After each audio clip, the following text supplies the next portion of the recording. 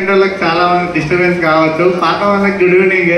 So చాలా హ్యాపీగా ఉందండి బిజినెస్ చేస్తున్నందుకు. నా పేరు సంజీవ, నేను ఒక మెకానికల్ ఇంజనీర్. పార్ట్ టైం బిజినెస్ని స్టార్ట్ చేశాను. ప్రజెంట్ కెరీర్ బిల్డప్ చేస్తున్నాను. నేను కూడా స్టార్టింగ్ మీటింగ్కి వచ్చినప్పుడు లాస్ట్లో వస్తుంటే, కానీ లాస్ట్లో వస్తున్న నేను మనసులో ఏదేదో అనుకుంటుంది ఇవన్నీ నిజమేనా అంటాను. కానీ ఇవన్నీ స్టోరీస్ కాదు, నిదర్శనం అనమాట. మేము జాబ్ చేస్తున్నప్పుడు ఇట్లాంటి మీటింగ్కి వచ్చినప్పుడు మస్తు జోష్ ఉండేది. ఎన్ని గంటలు అంటే ఒక రోజు మాత్రమే. కానీ మీటింగ్కి వెళ్ళాక మళ్ళీ కంపెనీ గేట్ దాటిన తర్వాత ఏమనిపించేది అంటే మనతో అవుతుందా కాదని అనిపించేది. కానీ చాలాసార్లు సిస్టమ్కి కనెక్ట్ కావడం వల్ల, మార్నింగ్ జూమ్ కనెక్ట్ కావడం వల్ల, వీక్లీ మీటింగ్ అటెండ్ చేయడం వల్ల నేను కూడా సంధ్య మేడం కానీ గీతా మేడం వాళ్ళని చూసి ఇన్స్పైర్ అయ్యేది అనమాట. సో ఆన్లైన్లో బిజినెస్ చేసుకుంటా ఇంట్లో ఉండి కూడా కార్లు తీసుకోవడం అంటే నాకే మైండ్ బ్లాక్ అయిపోయింది. మేము ఎన్ని సంవత్సరాలు జాబ్ చేసినా బైక్ కూడా మెయింటైన్ చేయలేకపోతున్నాం అని చెప్పి, అంటే ఎవరు ఎక్కడ ఏడ డిసైడ్ అవుతారు అనేది తెలియదు అనమాట. So thank you my all uplines. ఎందుకంటే అప్లైన్స్ లేకుండా ఈ బిజినెస్కి రాలేము మనం. అప్లైన్స్ చెప్పింది చేయకుండా ఈ సక్సెస్ కూడా తీసుకోలేము. ప్రతి ఒక్కరిని మీరు చూడండి, సక్సెస్ ప్రొఫైల్ చూస్తే ఒక్కొక్క స్టోరీస్, ఒక్కొక్క పేజీలో ఒక్కొక్క లైఫ్ కనిపిస్తుంది. సో ఇప్పుడు ఆల్రెడీ వీడియోస్ కూడా వచ్చినాయి యూట్యూబ్లో. మేడం వాళ్ళ స్టోరీస్ విన్నప్పుడు మనకి ఏమనిపించింది అంటే మనం కూడా చేయగలము అనే నమ్మకం మనకు కుదిరింది కదా. ఆ నమ్మకాన్ని ఒక 2 సంవత్సరాలు పట్టుకొని డిసిషన్ మనమే తీసుకోవాలి, మనమే వర్క్ చేయాలి, మనకే డబ్బులు వస్తాయి.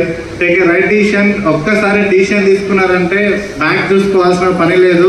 మనం ఎవరితోని మాట్లాడితే డబ్బులు వస్తాయో వాళ్ళతో మాత్రమే మాట్లాడాలి. చాలా మంది క్రాస్ లైన్స్, క్రాస్ కౌన్సిలింగ్ చాలా అవుతున్నాయి అనమాట.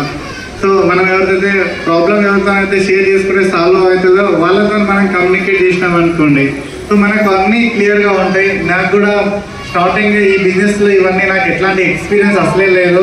సో జాబ్ ఒకటే తెలుసు అంతే. సో ఎట్లాంటి ఎక్స్పీరియన్స్ లేకుండా స్టార్టింగ్ నాకు కూడా 92 రూపీస్ వచ్చింది. కానీ కొంచెం చాలా హ్యాపీగా ఫీల్ అయినా, ఎందుకంటే బయట ఎన్నిసార్లు తీసుకున్నా ఇవైతే క్యాష్ బ్యాక్లు అయితే రాలేదు కదా. సో అప్లై నేను చెప్పినట్టు ఒకటే, ఇవి నీకు నచ్చితే షేర్ చేసి నీకు కూడా డబ్బులు వస్తాయని చెప్పి. సో నేను బ్రాంజ్ అయినప్పుడు 11,1100 చేంజ్ వస్తే మస్తు హ్యాపీగా ఫీల్ అయినా. ఎందుకంటే 12 సంవత్సరాలు చేసిన దాంట్లో ఆల్మోస్ట్ సగం వచ్చింది ఇలా ఇన్కమ్ అని చెప్పి. సో డబ్బులు వస్తున్నాయనే నమ్మకం మనకు వచ్చినప్పుడే కలుగుతుంది. కానీ కొంచెం వర్క్ చేస్తే సరిపోతుంది. కానీ నేను ఇందులో హైయెస్ట్ వచ్చేసరికి 2,35,000 ప్లస్ ఇన్కమ్ తీసుకున్నాను. నా లైఫ్ స్టైల్ చాలా చేంజ్ అయింది ఈ 2.5 yearsలో. ఎట్లాంటి ఎక్స్పీరియన్స్ లేకుండా కానీ మనకి సిస్టమ్ అప్లైన్ ఎవ్రీథింగ్ నేర్పిస్తారు. ఏ లీడర్స్ నుంచి అయినా మనం ఇన్స్పైర్ కావచ్చు. కానీ ఇట్లాంటి మీటింగ్ కానీ మాత్రం మనం వదలొద్దు. వీక్లీ మీటింగ్ వస్తేనే మనం వీక్ కాకుండా ఉంటాం అనమాట. సో ఒక్కటే ఫ్రెండ్స్, నేను చెప్పేది ఏంటంటే 2 years గట్టి కష్టపడితే మన లైఫ్ మనం అనుకున్నట్టుగా మన తలరాత మార్చుకోవచ్చు. ఈ బిజినెస్ నుంచి నేను కూడా కార్లో తిరుగుతున్నామంటే చిన్న విషయం కాదు.